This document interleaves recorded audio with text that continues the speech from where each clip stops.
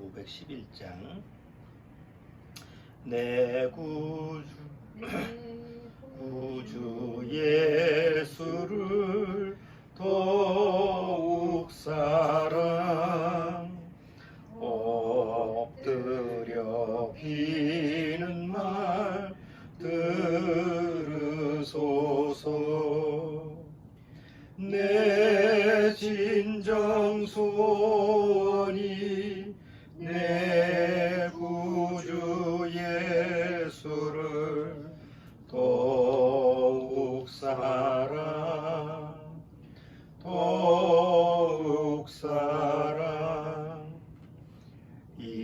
이전엔 세상과 기뻤어도 지금 내 기쁨은 오직 예수. 다만 내 비는 말 내 구주 예수를 더욱 사랑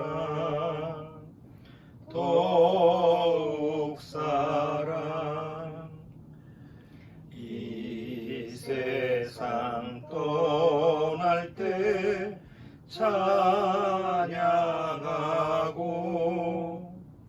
숨질 때 하는 말 이것일세.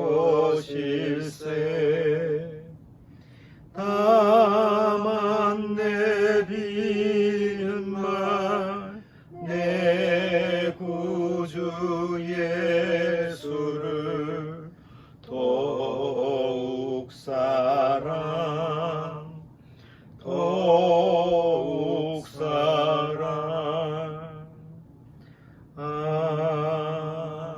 아멘. 자, 기도드리고 오늘 같이 예배드리도록 하겠습니다. 같이 기도하겠습니다. 하나님 아버지 감사합니다. 오늘 이렇게 허락된 거룩한 그 시간에 주님 앞에 합당한 예배를 드리는 그런 구원받은 성도들에게 오늘도 귀한 말씀을 허락해 주시고 하나님의 뜻과 하나님의 경륜과 하나님의 계획을 지혜롭게 깨달을 수 있도록 주님께서 허락해 주옵소서. 시종을 주님께 부탁드리오며 예수님의 이름으로 기도드리옵나이다. 아멘. 자, 오늘 본문은 로마서 11장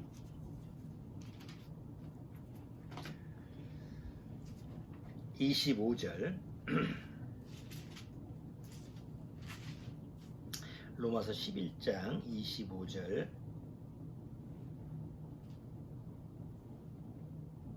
자, 25절 26절 까지만 27절까지 같이 한번 읽어보겠습니다. 형제들아, 너희가 스스로 지혜 있다 함을 면피하여 이 비밀을 너희가 모르기를 내가 원치 아니하노니 이 비밀은 이방인의 충만한 수가 들어오기까지 이스라엘의 도로는 완악하게 된 것이라. 그리하여 온 이스라엘이 구원을 얻으리라. 기록된 바 구원자가 시온에서 오사 야곱에게서 경건치 않은 것을 돌이키시겠고 내가 저희 죄를 없이 할 때에 저희에게 이루어질 내 언약이 이것이라 함과 같으니라. 자, 여기 보면 25절에 이 비밀이라고 나와 있죠. 이거 우리말 그 번역에는 비밀인데 좀 비밀이라는 그 단어보다 신비라고 하는 단어가 더 적절한 그 번역 단어인 것 같아요. 그 영어에는 미스테리라고 그러죠. 미스테리. 그래서 비밀은 시크릿이잖아요. 그래서 비밀은 그냥 조금 가볍고 우리가 비밀하면 아는 그런 내용인데 신비스럽다, 뭐가 좀 신비하다 그러면 비밀보다는 굉장히 좀 특별한 이런 그 단어의 의미를 가지고 있기 때문에 여기서 이 비밀이라고 하는 단어보다는 이 신비이라고 하는 단어를 사용하는 것이 전체 문맥상 좀 적절한 표현인 것 같아요. 그 신비라고 하는 단어가 이제 우리 국어사전에서 보면 일이나 현상 따위가 사람의 힘이나 지혜 또는 보통의 이론이나 상식으로는 도저히 이해할 수 없을 만큼 신기하고 묘한 일이나 비밀 이렇게 되어 있죠.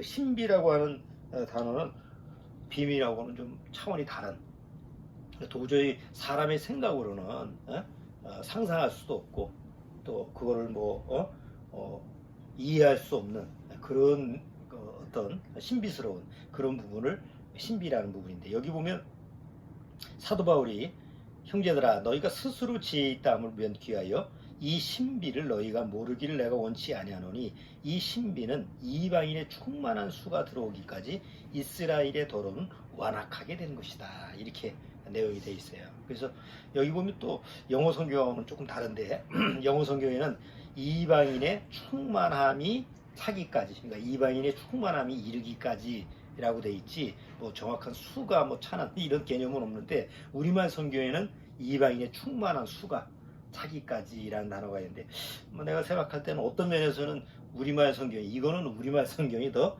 묘사를 좀 적절하게 하지 않았나 이렇게 생각을 해요. 충만함에 이르든 아니면 충만한 수가 차든 의미적으로 봤을 때는 같은 의미이기 때문에. 근데 오늘은 과연 이 내용이 무슨 얘기일까? 개념적으로는 우리가 옛날부터 그 성경을 보면 이방인의 충만한 수가 차면, 구원받는 숫자가 차면 하나님이 이제 휴거로 이 지상에 있는 교회를 데려가신다, 이제 이런 부분으로 우리가 배웠기 때문에 그 정도만 알고 있죠.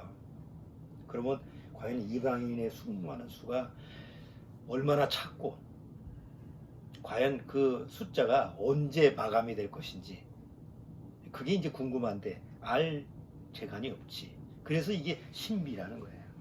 우리가 알 수가 없잖아. 자, 그런데 여기 로마서 11장 이 내용을 좀 이해하려면 로마서 9장서부터 한번 조금 우리가 살펴봐야 될 것 같아요. 로마서 9장을 보면, 그 로마서 9장, 10장, 11장에 보면 하나님이 이스라엘을 구원하는 것과 이방인을 구원하는 것이 그 하나님의 계획이 어떻게 진행되느냐라는 것을 쭉 잘 설명하고 있는 게 이제 9장, 10장, 11장인데, 9장에 보면 9장 1절 잠깐 볼게요. 내가 그리스도 안에서 참말을 하고 거짓말을 아니하노라. 내게 큰 근심이 있는 것과 마음에 그치지 않는 고통이 있는 것을 내 양심이 성령 안에서 나로 더불어 증거하노니, 나의 형제 곧 고륙의 친척을 위하여 내 자신이 저주를 받아 그리스도에게로 끊어질지라도 원하는 바로라. 저희는 이스라엘 사람이라. 저희에게는 양자됨과 영광과 언약들과 율법을 세우신 것과 예배와 약속들이 있고 조상들도 저희 것이요 육신으로 하면 그리스도가 저희에게서 나셨으니 저는 만물 위에 계셔 세세에 찬양을 받으실 하나님이시니라. 아멘. 이게 무슨 얘기냐면, 그 사도 바울이 이스라엘 그 민족한테 처음에 복음을 전하다가 거부를 하고 또 배척을 하고 핍박을 당하죠.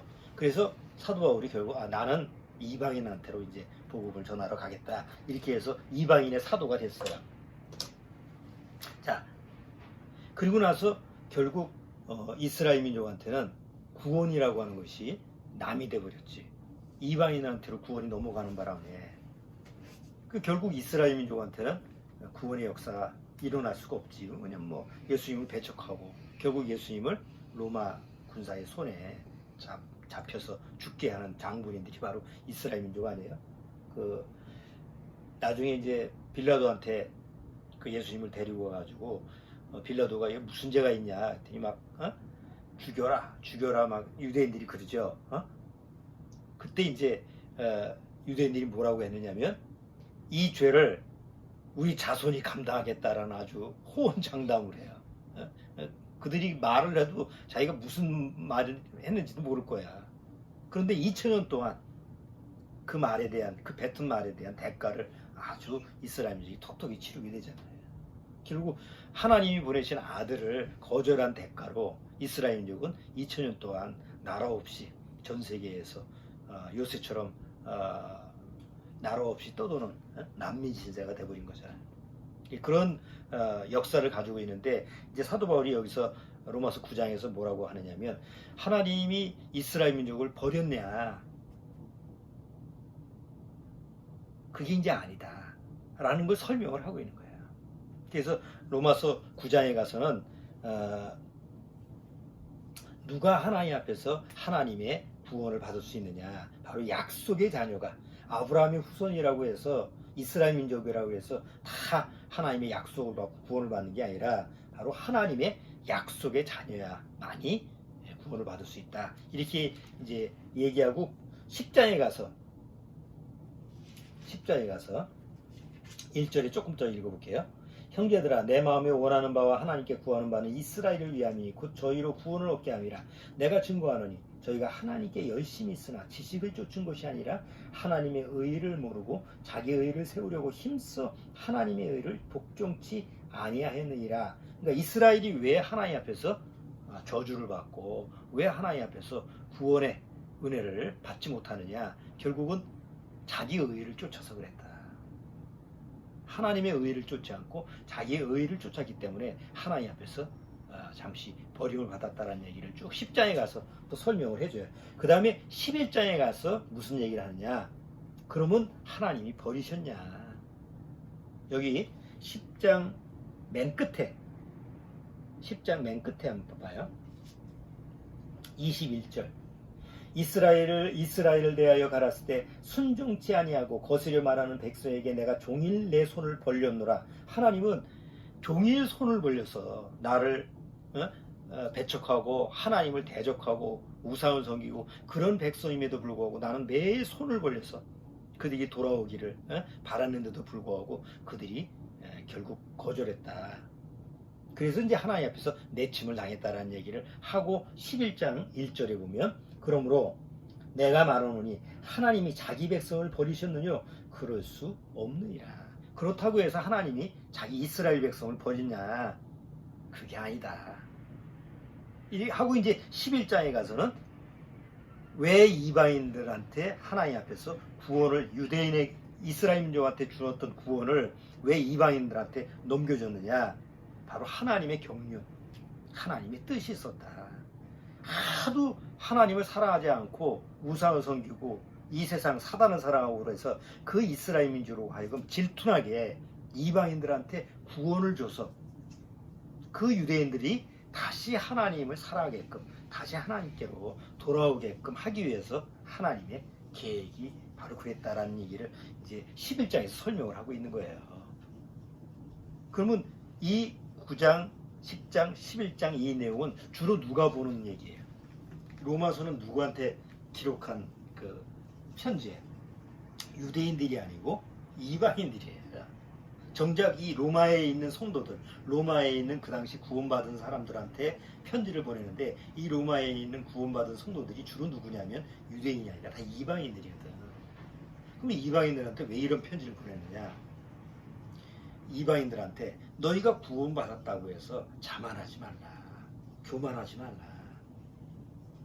하나님이 원래 택하신 그 감람나무가 열매를 맺지 못하기 때문에 하나님이 그 패해버렸는데, 가지를 잘라버렸는데 그 대신 접붙였지 않느냐. 이방인들 전혀 관계없는 너희들을 접붙이지 않았느냐. 그러니까 하물며 원 나무도 아끼지 않고 잘라버리셨다고 한다면 접붙임을 당한 너희는 오죽하겠냐. 그러니까 자만하지 말고 우리는 이스라엘보다 낫다, 우리는 이스라엘 민족보다 뭐 아주 대단하다, 이렇게 또 교만하지 말고 오히려 더 겸손해야 된다.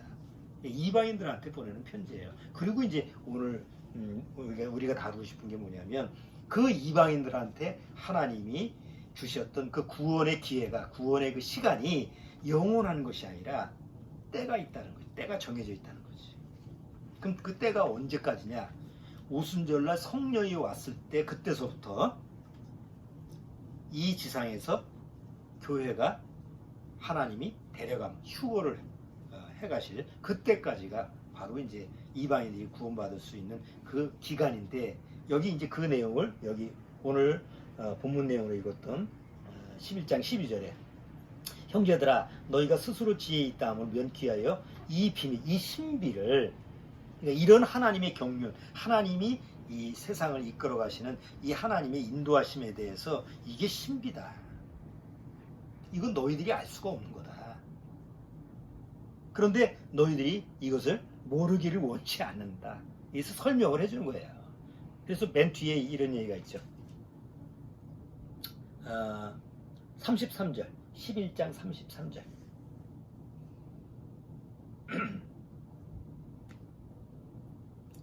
자, 11장 33절. 그의 판단은 깊도다 하나님의 지혜와 지식에 부여하며 그의 판단은 측량치 못할 것이며 그의 길은 찾지 못할 것이로다. 누가 주의 마음을 알았느냐? 누가 그의 모사가 되었느냐? 누가 주께 먼저 드려서 갚으심을 받겠느냐? 이는 만물이 주에게서 나오고 주로 말미암고 주에게로 돌아갑니다. 영광이 그에게 세세히 있으리로다. 아멘. 이것은 신비스러운 거기 때문에 누가 알 수가 없다. 자, 그런데 여기 이제 11장에 보면 조금 자세히 보면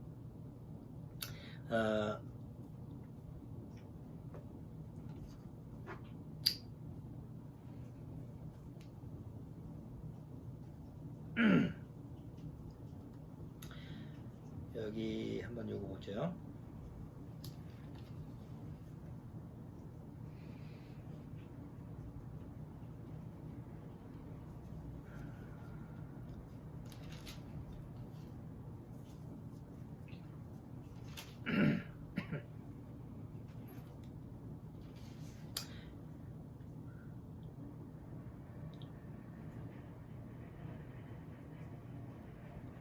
다 읽어볼 수는 없고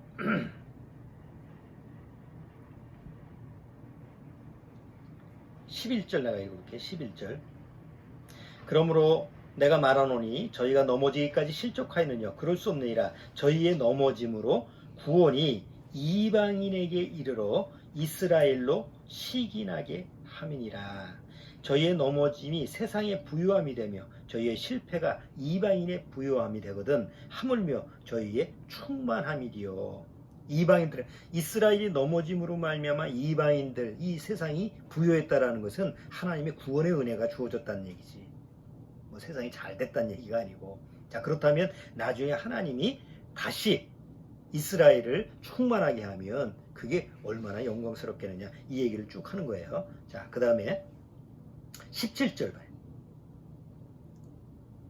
또한 가지 얼마가 꺾여졌는데 돌 감람나무인 내가 그들 중에 접붙임이 되어 참 감람나무 뿌리에 진액을 함께 받는 자 되었은즉 그 가지들을 향하여 자긍하지 말라. 자긍할지라도 내가 뿌리를 보존하는 것이 아니요 뿌리가 너를 보존하는 것이 아니니라. 그러면 내 말이 가지들이 꺾이운 것은 나로 접붙임을 받게 하려 함이라 하리니 옳도다. 저희는 믿지 아니함으로 꺾이고 너는 믿음으로 섰느니라. 높은 마음을 품지 말고 도리어 두려워하라. 하나님이 원가지들도 아끼지 아니하셨은즉 너도 아끼지 아니하시리라. 자, 접붙임이라는 게 어떤 거예요? 접붙임이라는 게 원래 어떤 이제 사과나무야. 사과나무인데 이 원 사과나무가 열매를 못 맺어. 그러니까 이 나무가 열매를 못 맺으니까 아무 소용가치가 없지. 근데 여기서 열매를 맺게 하려면 그 사과나무에다가 젖을 붙이는데 접붙이면 안 돼. 열매를 맺을 수 있는 가지를 거기다 붙이는 거야. 예를 들어서 사과나무가 그렇게 될 수 있는지는 모르겠어. 근데 보통 과일나무 같은 건 접붙이잖아요. 그러면 접붙이는 그 가지는 열매를 맺을 수 있는 게 있죠. 원래 접붙이는 거는. 근데 여기에 접붙이는 이 이스라엘 민족의 비유를 보면 거꾸로가 되지. 반대로. 원래 감람나무는 이스라엘 민족이야. 이스라엘 민족인데 이스라엘 민족이 열매를 맺지 못하잖아. 그럼 거기서 열매를 맺을 수 있는 어떤 새로운 가지를 해야 되는데 전혀 열매를 맺지 못하는 감람나무, 돌 감람나무. 그래서 아무 쓸모도 없는 걸 붙이는 거야. 그러니까 자연적으로 봤을 때는 이거는 안 되는 일이지. 근데 전혀 열매도 맺지 못하고 쓸모없는 돌 감람나무인 이방인들을 거기다가 가지를 젖을 붙여가지고 하나님이 열매를 맺게 해줬다는 거지. 그러니까 이게 이 세상에서 벌어지는 어떤 원리에서 이루어지는 게 아니라 하나님의 그 경륜 속에서 하나님의 역사 속에서 이루어지는 일이기 때문에 이 일이 바로 신비스러운 일이라는 거예요. 어떻게 이방인들이 하나님과 전혀 무관했던 사람들이잖아. 근데 어떻게 하나님이 이스라엘 민족에 연결이 돼서 이스라엘 민족도 열매를 맺지 못하는 그 구원의 열매가 이방인들한테서 열매가 맺게 되느냐. 이게 하나님의 신비스러운 일이다. 그리고 이제 이걸 설명을 해준 거야. 그리고 그렇게 하는 이유가 뭐냐? 이스라엘 민족을 구원케 하기 위해서. 그러니까 지금 은혜 시대에서는 이방인들이 구원받는 시대에서는 유대인들이 전혀 구원 못 받는 건 아닐 거예요. 뭐 개중에 뭐 소수 그렇게 연관돼서 구원받을 수 있지만 이스라엘 민족 전체가 구원받을 수는 없어 지금은. 근데 어느 날 때가 되면 이방인의 수가 차면 이방인들의 교회가 하나님이 데려가시고 그리고 남은 유대인들을 전체를 유대인 이스라엘을 구원하겠다라고 하는 게 하나님의 지금 신비스러운 역사인 건데. 근데 이게 이루어지려면 뭐가 이루어져야 돼? 이스라엘 민족이 자기 땅에 돌아와야지. 전 세계에 흩어져 있는데 그걸 어떻게? 뭐 거기서 일일이 뭐 구원이 일어난다고 일어날 수가 없잖아. 그래서 그것이 이 하나님의 말씀이 성취가 되려면 일단 이스라엘 민족이 다시 돌아와야 되는데 1948년 5월 17일 날 실제로 이스라엘 민족이 독립을 선포함으로 말미암아 이 일이 이제 성취가 되기 시작한 거지 본격적으로. 그리고 작년에 70주년이 된 거예요. 독립하고 70주년이 된 거지. 그러면 이제 뭐만 남은 거예요? 이스라엘 민족이 구원만 남은 거지. 근데 이스라엘은 언제 전체가 구원을 받게 돼 있어요? 성경에서는 7년대 환란. 그것도 나머지 후 3년 만에 이스라엘이 구원을 받는 역사가 일어나요. 그럼 7년 환란이 일어나는 그때 이스라엘 민족이 구원받는데 그 이전에 이방인들 중에서 구원받는 사람 하나님이 데려가시는 거지. 그게 여기 이제 이방인의 충만한 수가 차면 이방인이 충만함이 이르면 이 일이 이루어질 것이다 라고 하는 이제 예언이 여기 기록이 된 거예요. 자, 그러면 이제 오늘 내가 얘기하고 싶은 것은 그럼 이방인의 충만한 수가 들어오기까지는데 이때가 어느 지점이냐 지금. 그게 이제 우리가 좀 궁금한 점이잖아요. 정확하게 알 수는 없지. 맨 마지막에 구원받는 이방인이 누구냐, 어느 나라 사람, 어디에 살고, 성별이 누구고, 그건 우리가 알 수가 없지.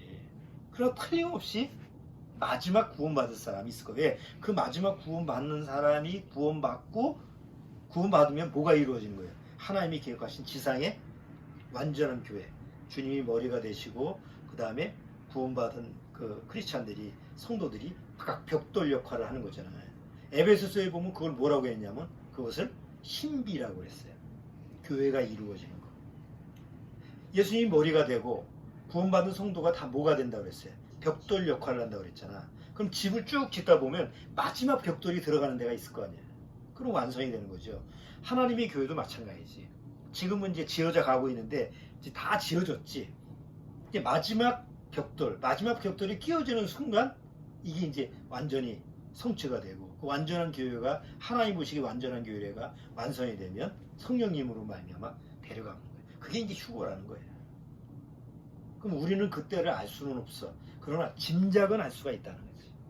그때가 어느 때인지 그 주님이 이 지상에서 그 아름다운 교회를 완성하신 때가 언제쯤 되는지 그걸 이제 알 수가 있는데 첫 번째 우리가 짐작할 수 있는 증거가 뭐냐면 예수님이 마태복음 24장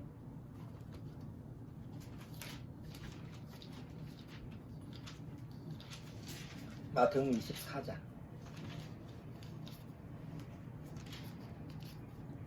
14절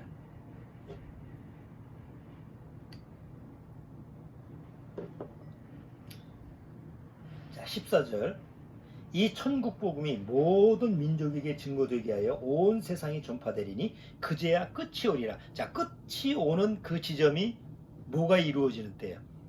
복음이 온 세상에 전파가 되는 게 바로 세상 끝이다. 예수님이 말씀하신 그 부분이에요. 자, 그런데 이제 전 세계적으로 보면 한 22,000여 개의 종족이 있다고 그래. 예를 들어서 뭐 여러 종족이 있잖아. 뭐 옛날로 얘기하면 뭐 게르만 민족, 또 뭐 아프리카, 또 여기 보면 여러 가지 종족이 있고, 우리나라도 우리나라 한국 하면 한국 사람이니까 경상도 뭐 이런 식으로 구분되듯이 이렇게 종족으로 구분하면 한 22,000여 개의 종족이 있다고 그래, 세계에. 그런데 통계를 보면 1989년 그 선교 그 단체, 세계 선교 단체에서 통계를 낸 거 보니까 1989년에 50% 22,000여 개의 민족 그 종족 중에서 한 55% 11,000여 개의 종족한테 복음을 전했다고 통계가 나와 있어요.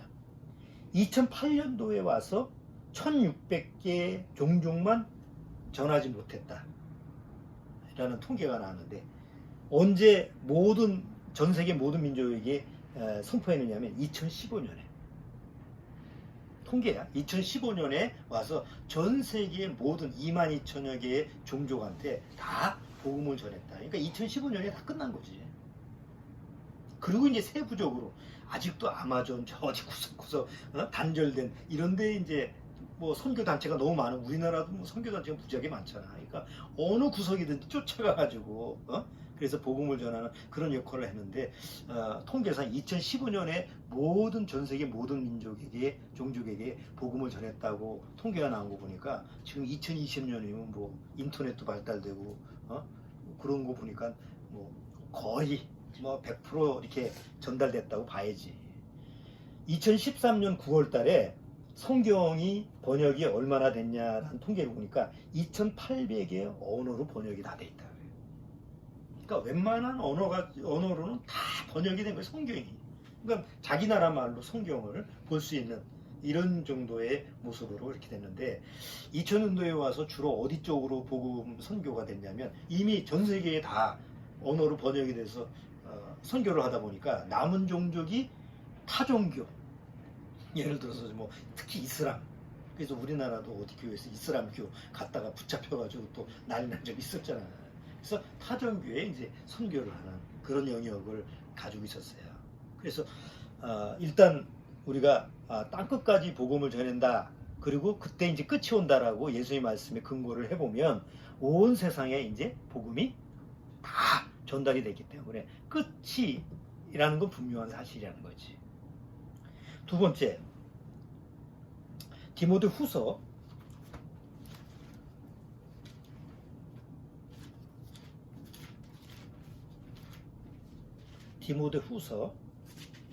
3장.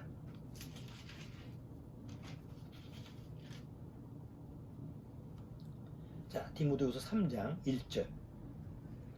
내가 이것을 알라. 말세, 이게 끝이잖아요. 마지막 말세에 고통하는 때가 이르니 사람들은 자기를 사랑하며 돈을 사랑하며 자긍하며 교만하며 회방하며 부모를 거역하며 감사치 아니하며 거룩하지 아니하며 무정하며 원통함을 풀지 아니하며 참소하며 절제하지 못하며 사나우며 선한 것을 좋아하니하며 배만하여 팔며 조급하며 자고하며 쾌락을 사랑하기를 하나님 사랑하는 것보다 더하며 경건의 모양은 있으나 경건의 능력은 부인하는 자니 이 같은 자들에게서 내가 돌아서라. 여기 보면 마지막 때의 사람들의 심리 상태, 마음 상태를 여기서 기록하고 있는데, 자, 여기 보면 이런 정도의 마음 상태라고 한다면 하나님에 대해서 관심이 있을까 없을까요? 관심이 있을 수가 없잖아. 더군다나 구원에 대해서 관심이 있을 수가 없지. 내가 구원받았을 그 당시, 지금 40년 전에 그때 당시만 해도 나도 그렇고 교회를 다녔어도 누가 복음을 전하고 구원의 복음을 전해서 너 이거 틀렸어, 이게 성경에 보면 이 구원의 길이 있어, 이렇게 얘기를 하면 좀 이거 이상하네, 이단인가? 이런 생각이 들어도 마음속에서 궁금증이 좀 있었어. 물어보기도 하고. 내가 구원받았을 그 1980년도 그 당시만 해도 내가 구원받고 누구한테, 친구나 누구 아는 사람한테 전해도 적어도 들어주기는 했어. 어디 그 당시 다방에 가서 막 얘기를 하면 그래도 뭐 모르는 소리라도 침 튀기고 얘기하면 지금 상상할 수 없지. 어떻게 침 튀기고 막 그런 대화를 하는 수가 있어. 그러나 그 당시에는 뭐 코로나19도 없으니까 막 한 시간 동안 그렇게 열변을 토해도 다 침을 맞으면서 이렇게 들어주더라고.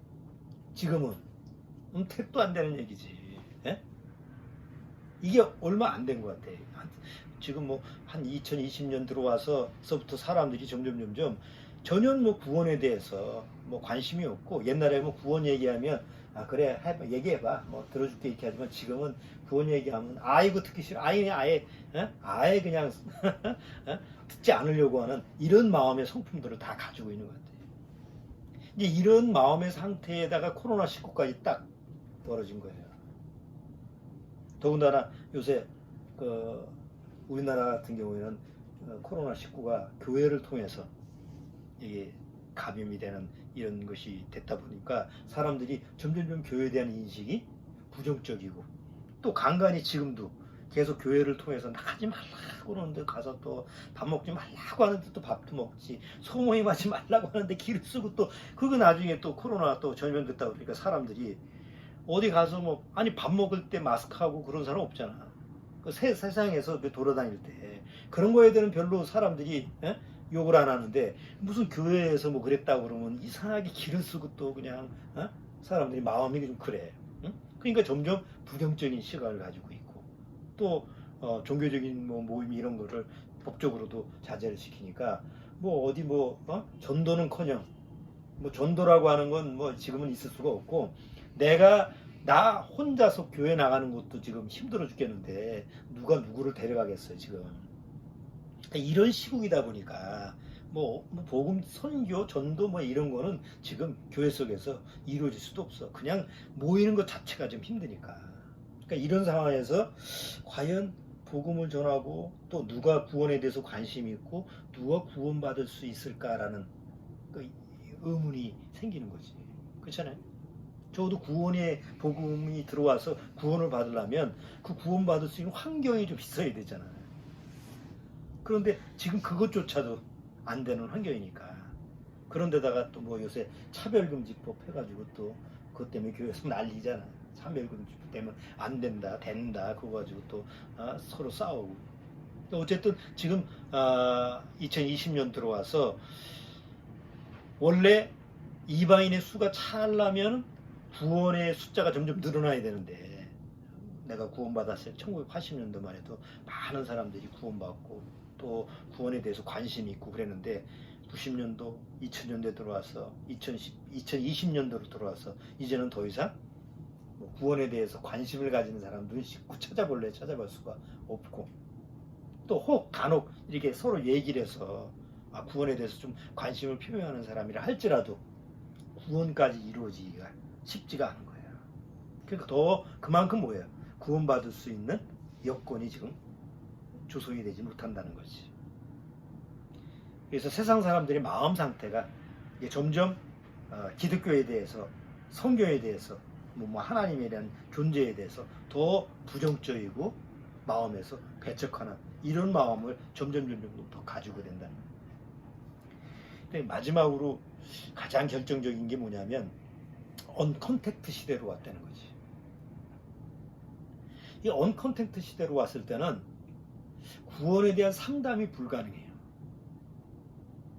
원래 40년 동안 내가 구원의 상담을 할 때 공통적으로 구원의 상담을 하면 사실은 성경 상담이죠. 그 성경의 상담을 하면 1대1 상담이잖아요. 보통 세상에서 부부 상담, 진로 상담, 옛날에 이 세상에서도 무슨 상담을 하면 1대1로 마주치면서 얘기하잖아요. 선생님이 부모 상담을 하든지 아니면 또 보험 상담을 하든지, 이게 세상에서도 만나서 얘기를 해야 되잖아. 컨택트 사회이지 그게 가능하잖아. 근데 요즘은 만나지가 못하는 거예요. 만나면 코로나 걸리니까 위험하니까. 그런데 구원의 문제가 풀어지기 위해서는 반드시 이 컨택트가 돼야 되는 거예요. 물론 보통 교회에서는 구원이라고 하는 것이 어떻게 이루어지냐면 대학교에서 사형리처럼 책 조그만 거 주고 하나님은 살아계십니다. 첫 장 넘기면 하나님은 살아계시는 창조주입니다. 두 번째는 십자가 걸려 있고 양쪽에 이렇게 절벽이 있고 아무것도 없어. 하나님과 당신 사이에는 이렇게 간격이 있습니다. 이게 바로 죄라는 장벽입니다. 당신이 이쪽 편이 있고 하나님이 이쪽 편이 있습니다. 어떻게 건너가겠습니까? 다리를 놔야죠. 세 번째 장에는 십자가가 다리가 딱 돼 있고, 그래서 예수님이 오셔서 십자가로 다리를 놔주셨습니다. 그래서 예수님의 피로 당신은 이렇게 하나님께로 올라올 수 있습니다. 또 건너갈 수 있습니다. 그래서 4장에 가서 이거를 당신이 이해하고 믿으면 구원입니다. 그게 사영리예요. 그래서 대학교 CCC 대학교 가면 그 CCC 그 회원들 거기 보면 다 그 책 조그만 거 가지고 다니면서 전도하잖아. 그리고 그거 받아들이면 구원이라고. 근데 그 간단한 원리가 일반 교회도 똑같은 거예요. 일반 교회에서 어떻게 구원받게? 당신 교회 누가 인도를 하고 들어오면 당신이 교회 왔다라는 건 하나님이 이미 선택이 있기 때문에 들어온 겁니다. 축하합니다. 자, 이제 성경 공부를 조금 해봅시다. 해가지고 목사나 전도사나 교사 이렇게 얘기해서 성경에서 이제 처음 초신자라고 한다면 성경 얘기해주고 하나님이 이렇게 살아계시다. 또 죄는 이거다. 그래서 이제 그거를 뭐라고 하냐면 학습 세례라고. 그러니까 학습을 받고 한 6개월 동안 받고, 6개월 동안 받는다는 거 그냥 교회 왔다 갔다 하는 거예요. 왔다 갔다 한 6개월 동안 하고 그 다음에 한 6개월 지나고 나서 이제 세례식을 하면 정식으로 당신은 구원받은 사람이요 이렇게 인정을 해주잖아. 그러니까 기본적으로 한 1년만 교회 꾸준히 그냥 가끔 한 번씩 빠지고 그냥 뭐 헌금하고 11조하고 하라는 거 다 하고 이렇게 한 1년 꾸준히 다니면 누구나 다 구원받았다고 인정을 받아. 근데 실제로 구원이라는 것은 그런 식으로 이루어지는 게 아닌 거죠. 구원이라는 건 뭐예요? 죄에서부터 내가 건짐을 받는다는 거잖아. 그러면 죄에서 건짐을 받는다라고 하는 것은 그 내가 일단 죄 안에, 죄 가운데 내가 빠져 있다라는 것부터 깨달아야만이 거기서 나올 수가 있는 거지. 내가 어디에 빠져 있는 걸 모르는데 그걸 어떻게 나올 수가 있겠어? 그렇잖아요? 물에 빠진 사람이 자기가 물에 빠진 걸 모르는 건 그건 이미 죽어 있는 거잖아. 그러니까 내가 완전히 물에 빠졌다라는 걸 알기 때문에 막 살려달라고 하고 아우성을 치는 거잖아. 죽기 전까지. 그럼 그 소리를 듣고 119 구조대가 와서 해양 구조대가 와서 건질 수 있잖아. 그러니까 하나님 앞에서 내가 죄 때문에 죽었다라고 하는 것을 먼저 깨달아야 돼. 그래야지 하나님 앞에 구원받을 수 있는 기회가 열리는 거죠. 그런 기회를 주는 게 구원의 상담이고 성경 상담이에요. 그러면 성경 상담을 할 때 가장 주로 얘기하는 그 얘기가 뭐냐면 바로 죄에 대한 얘기예요. 보통 구원에 대한 상담, 성경 상담을 하면 지금까지 40년 동안 수많은 사람하고 상담을 했는데 공통적으로 내가 주로 상담을 하는 내용이 뭐냐면 90% 넘게가 다 죄 얘기예요. 왜?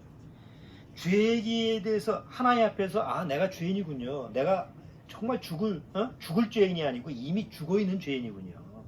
그러니까 이걸 알면 구원을 받아. 나머지 10%는 금방이에요.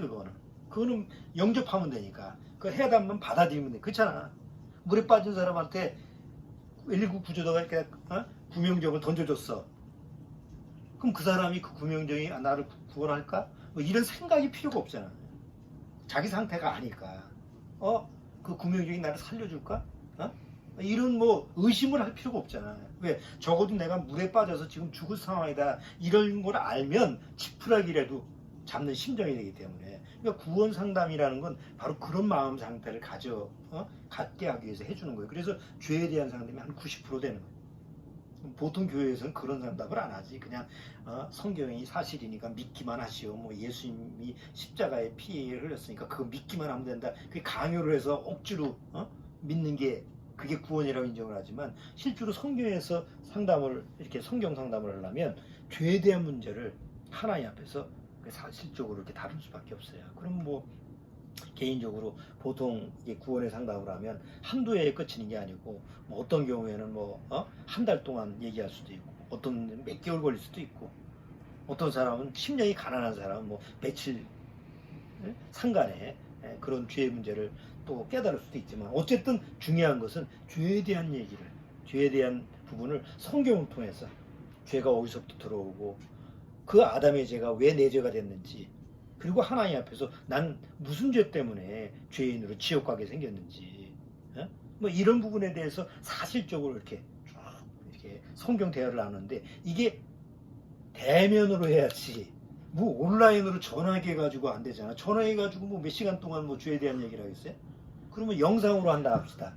당신은 죄인입니다. 그러면 꺼버리면 그만이잖아. 죄 얘기하면 기분 나쁘거든. 그럼 상담을 해도 얼굴 안색을 보면 하나님 앞에서 죄인이고 바로 이런 죄인 때문에 지옥 갑니다 이렇게 얘기하면 다 그 기분 좋게 듣는 사람 별로 없어. 기분 좋게 들으면 그 사람은 지금 잘못 듣고 있는 거야, 지식적으로. 그렇잖아요. 의사가 내 아픈 부위를 수술해서 막 자르고 그런다고 해봐. 마취 안 하면 뭐 살려달라고 아우성 칠 거 아니야. 내 안에 치부적이고 내 안에 아주 그냥 나를 괴롭게 하는 이 죄 문제를 가지고 끄집어내는데, 핀셋으로 하나씩 하나씩 끄집어내는데 그거 좋아할 사람이 없어요. 그럼 대면에서 얘기를 하면 어떤 경우는 체면상 도망가지는 못하고 그냥 응하는 경우가 많아. 그럼 붙들어 놓고 또 이 얘기하고 또 도망가려고 그러면 또 붙들어서 잘 회유를 해서 다시 말씀 앞에, 하나님 앞에서 또 말씀 앞에 오게 하고, 이게 이제 대면으로 이게 가능하지 온라인으로 불가능하다고. 성경 지식은 온라인으로 얼마든지 깨닫게 하는데 죄에 대한 얘기만큼은 1대1로 이렇게 얘기를 해야 돼요. 그러면 언컨택트는 안 되는 거예요. 그럼 지금은 나하고 상담합시다. 누가 그 얘기를 응하겠어요. 그러니까 내가 개인적으로 생각해 봤을 때는 지금 코로나19 이후에 구원에 대해서 특히 이런 죄 문제를 다루기 위해서 만나기는 지극히 어려운 거지. 이제 하나님이 택해서 이 사람이 마지막 구원받을 사람이다 라고 하지 않고서는 구원받기가 어려운 거예요. 물론 아직도 구원받아야 할 사람이 있겠지. 우리가 올라가지 않는 거 보니까. 그렇지만 사람의 마음 상태를 보면 이제는 더 이상 하나님의 말씀 앞에서 죄를 깨달을 수 있는 그런 기회조차도 이 세상에서, 이 사단의 역사 속에서 더 이상 없어지는 거예요. 그러면 때가 가까이 온 거 아닌가. 왜? 구원의 기회가 없어지니까. 그럼 구원받을 수 있는 이런 정말 성경을 통해서 내를 죄를 깨닫고 하나님 앞에 죄인을 시인할 수 있는 이런 기회가 이제 없어진다면 이제 더 이상 구원받을 사람이 점점 없어지는 거죠. 그러면 하나님 말씀하신 대로 아까 이방인의 수가 충만하고 이방인의 충만함이 이르는 정도가 이제는 차지 않았나, 이렇게 우리가 짐작을 할 수가 있다는 거예요. 다 찼다는 게 아니고 우리가 올라가는 그날이 마지막 사람이 구원받았구나 이렇게 이제 생각을 하겠지. 그러나 아직까지는 있으니까 우리가 지금 남아있는 거 아니에요. 어쨌든 우리가 짐작을 할 수 있다는 거예요. 상황이 지금 이렇게 코로나19 이유가 되다 보니까 하나님이 완성하시는 교회가, 이 지상에서 완성하시는 그 교회가 거의 마무리 단계가 됐구나. 벽돌이 뭐 10개 남은지 뭐 몇 개 남은지 그건 우리가 알 수가 없어요. 그러나 이제 마무리가 됐다라고 하는 것은 분명한 사실입니다. 그렇기 때문에 우리가 지금 이제 마지막 때 지금 살고 있는데, 이 시국이, 우리가 사는 이 세상이 지금 어느 때인지 이것을 우리가 좀 짐작을 하고 신랑을 기다리는 신부의 모습을 잘 취해야 된다라는 것을 얘기하기 위해서 그 요지로 오늘 로마서 11장 25절 내용을 한번 살펴봤어요. 이번 주에 한번 로마서 9장, 10장, 11장을 쭉 한번, 거기에 연관되는 거니까 9장, 10장, 11장을 쭉 읽어보시면 그 내용이 이방인들과 유대인들의 구원에 대한 하나님의 역사, 구원의 경륜이 어떻게 이루어지는가, 그리고 그 가운데 내가 이방인으로서 이 마지막 때에 구원받았다라고 하는 것은 정말 이건 기적이 아니고 신비스러운 일이에요. 아니 어떻게 내가 구원받을 수 있지? 그 상황에서, 그러니까 내가 받은 구원이 그렇게 소홀히 여길 수 있는 게 아니라, 그냥 생각나면 하나님이 나한테 이렇게 좋은 걸 주셨구나 이렇게 생각하고 끝날 얘기 아니고, 정말 보물, 하나님의 그 구원의 보물을 받았기 때문에 너무 소중하게, 귀하게 이렇게 여겨야 되는 이런 부분이라는 거, 그것을 한번 의미적으로 잘 깊게 한번 생각해 봐야 될 것 같아요. 자, 오늘은 여기까지 하도록 하겠습니다. 기도하겠습니다. 하나님 아버지 감사합니다. 많은 사람들이 교회를 나가면서 내가 기도를 열심히 하면 구원받고, 내가 성경 공부를 열심히 하면 구원받고, 또 교회에서 목사님이나 장로님이나 그 믿음의 선배들을 말을 잘 듣고, 또 교회에서 시키는 대로 11조하고 뭐 이렇게 행위적으로 의롭게 그렇게 하면 내가 구원받는 걸로 착각을 하는 경우가 너무나 많습니다. 그러나 성경을 통해서 보면 구원은 하나님의 말씀 앞에 와서 자기 죄를 깨닫고, 내가 죄에 대해서 죽은 자임이라는 것을 사실적으로 깨닫지 못하면 하나님의 구원의 해답을 받을 수가 없다라는 사실이 성경에 명백히 기록되어 있습니다. 정말 내가 구원받으려면 하나님의 성경 66권 앞에 와서 죄를 죄답게 깨닫고, 그리고 그 예수 그리스도의 죄에 대한 죄사함의 은혜를 십자가를 통해서 사실적으로 내가 받아야 될 줄 압니다. 이미 구원받은 성도들은 이 구원의 복음을 하나님의 은혜로 깨달은 줄 압니다.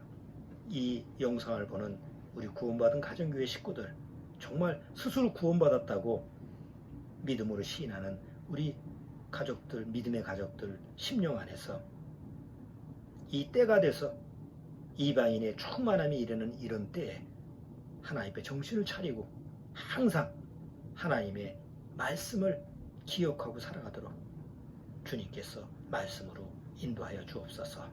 예수님의 이름으로 기도리옵나이다. 아멘.